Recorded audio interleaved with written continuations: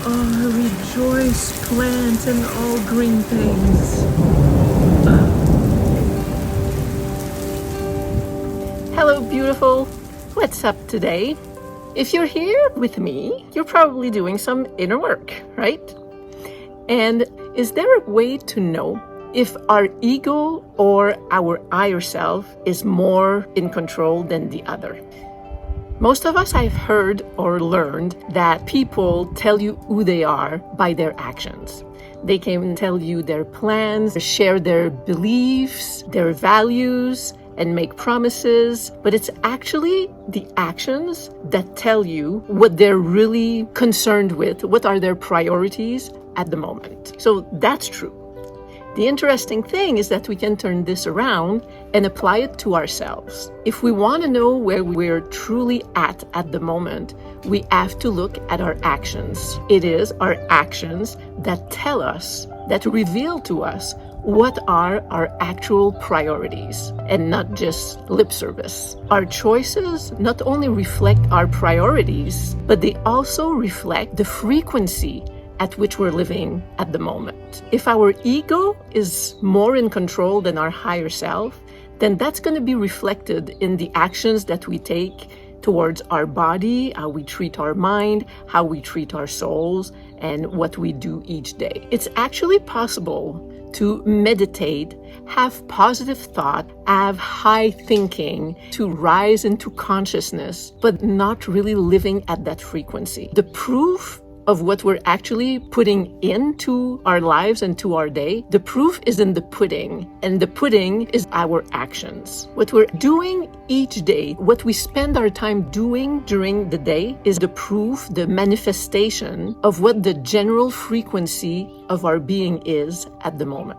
If we watch the news, scroll social media, hang out with people of low awareness and low frequency, if we eat foods that are not organic, if we choose to eat meat from animals that were not respected and that were abused, if we choose produce from growers that don't have a love for life and a reverence for this planet, that tells us what frequency we are vibrating at and actually what our input, our contribution is to the world. Sometimes we state our priorities and do the mental work, if you will, that is aligned with those, but our actions don't follow suit. And we can check ourselves by looking at our actions, like I said earlier. And it goes both ways, right? The checking can be checking to see if we're off track, but also if we're on track. When I separated from my husband a couple months ago, I had 3 priorities. One was that I chose to do this separation in order to evolve, to heal my patterns, and to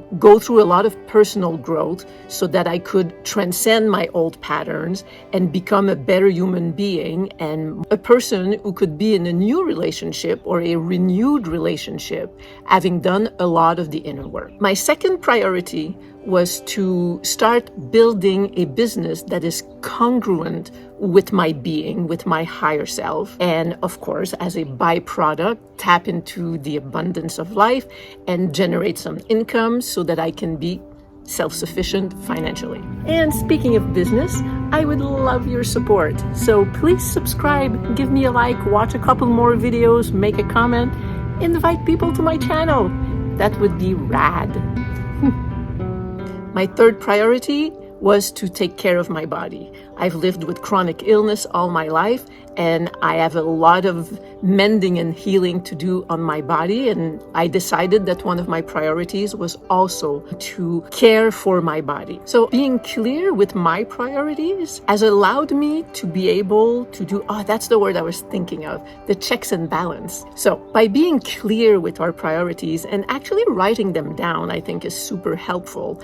Then it gives us a roadmap to follow. And when we want to check on ourselves, we can see where we're at in our efforts. And for me at the moment, like I'm still struggling thinking that things are not happening fast enough on either of the three areas that are my priority and that I could do more and blah, blah, blah, blah, blah, blah, blah. But if I look at my actions and what the hours of my days are dedicated to, I can actually find comfort in there because it's like, wow, I'm actually following through and moving along with the priorities I had set for myself. And of course, priorities don't have to be fixed. They can shift along the way, but still being clear with our priorities.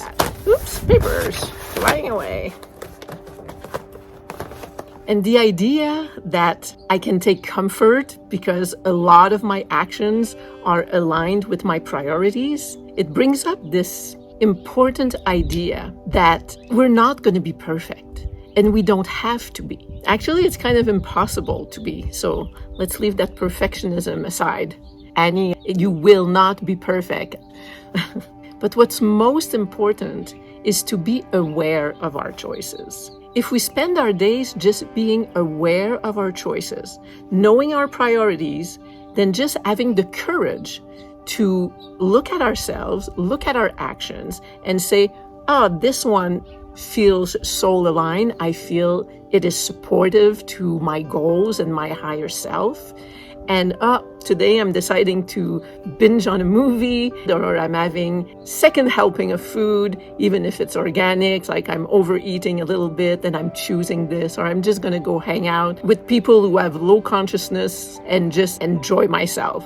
So those are choices we make, and that's okay.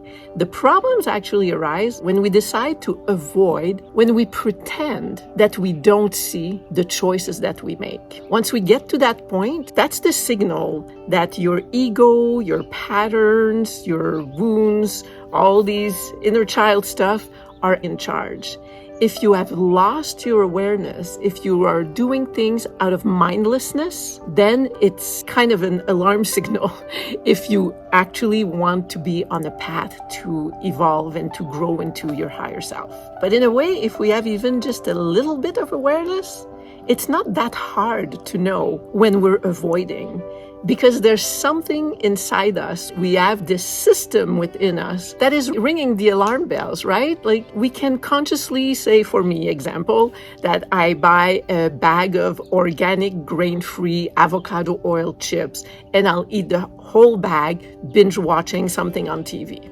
And I can be at peace with that. It's like, yeah, that is what I am choosing to do now. But when I buy 3 bags during the week and binge watch 3 times the series, then there's something in me that when I'm doing it is kind of telling me, girl, you're kind of exaggerating here. This is no longer a choice. You are falling into a groove of your ego and your patterns and your avoidance being in charge. Some examples of where our patterns or ego are in charge is when we make decisions out of fears, like I said, out of avoidance, or decisions out of codependencies, or when we start just doing too much or always focusing, oh, there's a problem, here's the solution. I'm not going to sit with the problem and kind of feel where it's coming from. I'm just going to jump to solutions. Those are things that tell us that we are acting out of our ego and out of our patterns. And on the other side, when we make choices that are aligned with our higher self and with our higher goals and our destiny and our highest expression, it doesn't mean they're easy to do, but there's some kind of yummy feeling that comes with it, right? There's a part of us that says, yes, this was a good choice. I feel good about that. I'm proud of myself. So it's not that complicated, but even if we don't always make the right choices, I think it's just keeping the awareness that I am choosing not to be aligned right now because I feel like it, and just try to avoid slipping down the slope of not being aware and just doing things out of habit and because we're kind of choosing to have blinders on and not really look because we're going to feel bad about ourselves. So let's just try to catch ourselves and remember that to check if we're aligned with our higher plans, we have to look at our actions and at least have the majority of our actions in a day be aligned with our ideals. Something to think about. That's it for today. I love you. I will see you soon.